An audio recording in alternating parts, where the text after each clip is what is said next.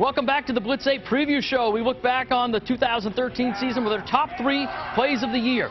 This is Nate Henderson of Trape Academy. He's a senior this year. Looks like he's wrapped up, but no, he goes 53 yards for the touchdown. That's Nate Henderson. All right, who do you want on your all-hands team? I'm taking Hayden Owen of South Portland against Thornton Academy. The sweet pick manages to hold on.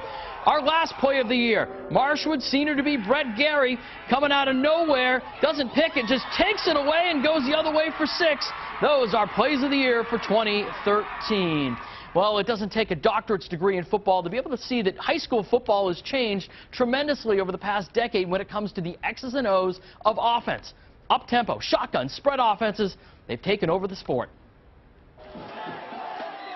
The grounded-pound gridiron game of the previous generation of Maine high school football is morphing into an aerial show as more and more programs implement spread offenses, using multiple receivers and placing an emphasis on quarterbacks as runners and throwers.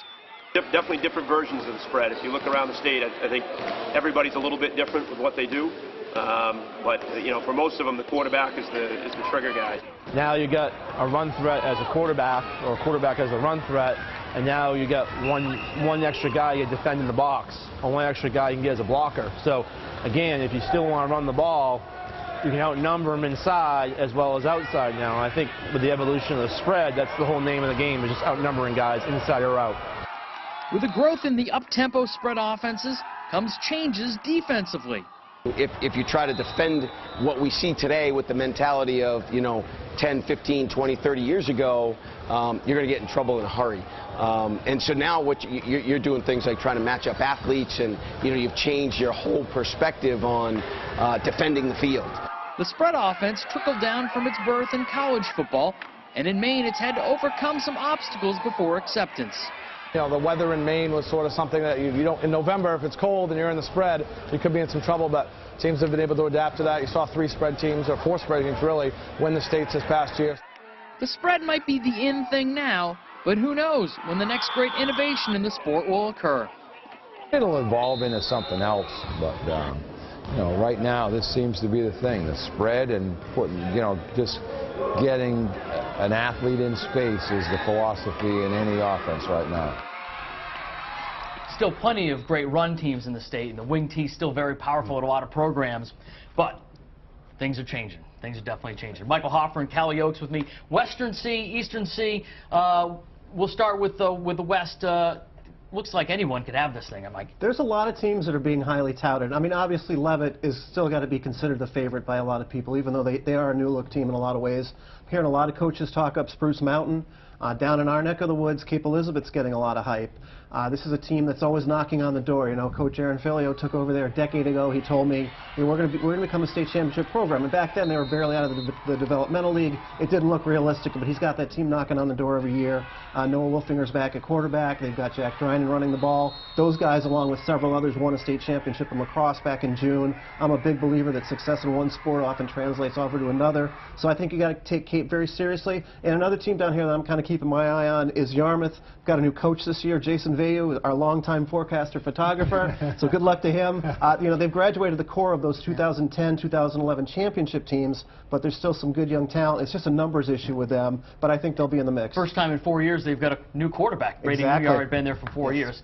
Callie, a new program, but coming from old roots, Spruce Mountain, I think 16 starters back. I mean, 18 Yeah. starters back. They're loaded. Yeah, they are. It's funny because Leavitt has been so good for so long that you feel terrible that you might slight them in some way, but I'm not saying they're the preseason favorite. I think most people agree that Spruce Mountain and maybe Cape Elizabeth are the 2 co-favorites going into this year. Spruce Mountain, just with all the skill position players. You think of Peter Terrio at quarterback. You think of Deontay Ring at receiver. Matt Vigu, and they got 4/5 of the offensive line back. They're going to be very tough to beat. Excellent. Don't sleep on Wells. Booth at quarterback is certainly solid. Poland had a great 7-on-7 season as well. When you think of consistency, who are the top programs over, the last 5 years? There they are right there. Some pretty good programs led by the Leavitt Hornets. 39-1 over the last 5 years, led by Mike Hathaway, the head coach.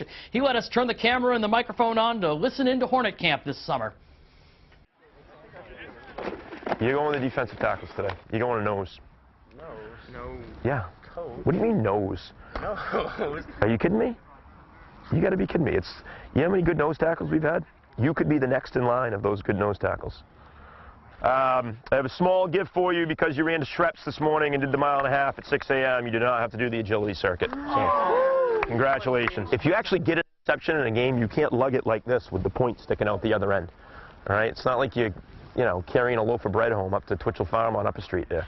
All right? Tuck that thing up, cover the points. Somebody will take it away from you. You want to get on Channel 8 on the news at night, you got to get all the way to the end zone. You can't fumble it on the way. You get on the news, but they make fun of you. All right? Come on now. If you just drop your front arm and throw, the ball's going to come out high and soft. You got to get the hands up here and then rip that arm through so that you can get something on it because you're going away from your strong hand. There you go. Let that thing clear right through. All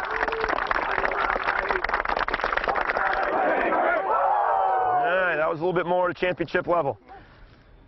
Words to live by if you want to be on Channel 8. Now, one of the most memorable championships ever.